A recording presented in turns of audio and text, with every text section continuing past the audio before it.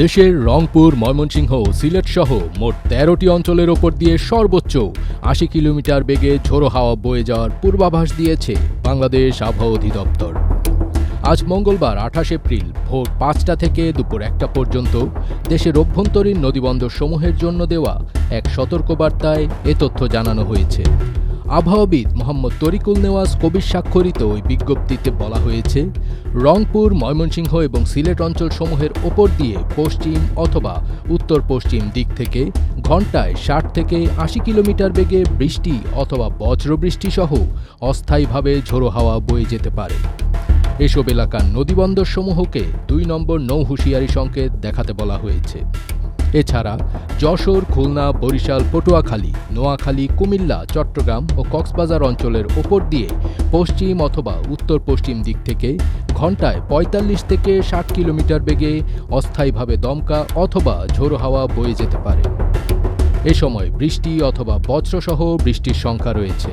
তাই ভোর ৫:৩০ থেকে দুপুর ১টা পর্যন্ত দেয়া সতর্কবার্তায় এসব এলাকার নদীবন্দরগুলোকে ১ নম্বর সতর্ক সংকেত দেখাতে বলা হয়েছে। এছাড়া আজ মঙ্গলবার ঢাকা, ময়মনসিংহ, বরিশাল, চট্টগ্রাম ও সিলেট বিভাগের অনেক জায়গায় এবং রংপুর, রাজশাহী ও খুলনা বিভাগের কিছু কিছু জায়গায় অস্থায়ীভাবে দমকা, ঝোড়ো হাওয়া ও বিদ্যুৎ চমকানো সহ হালকা থেকে মাঝারি ধরনের বৃষ্টি অথবা বজ্রসহ বৃষ্টি হতে পারে।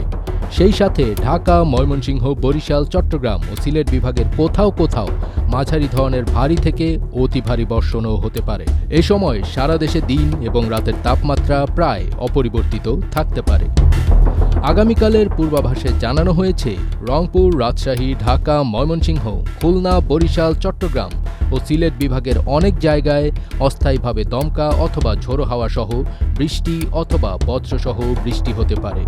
সেই সঙ্গে দেশের কোথাও কোথাও মাঝারি ধরনের ভারী থেকে অতি ভারী বর্ষণেরও পূর্বাভাস দিয়েছে বাংলাদেশ আবহাওয়া অধিদপ্তর। ফজবির তাজ, ATN বাংলা।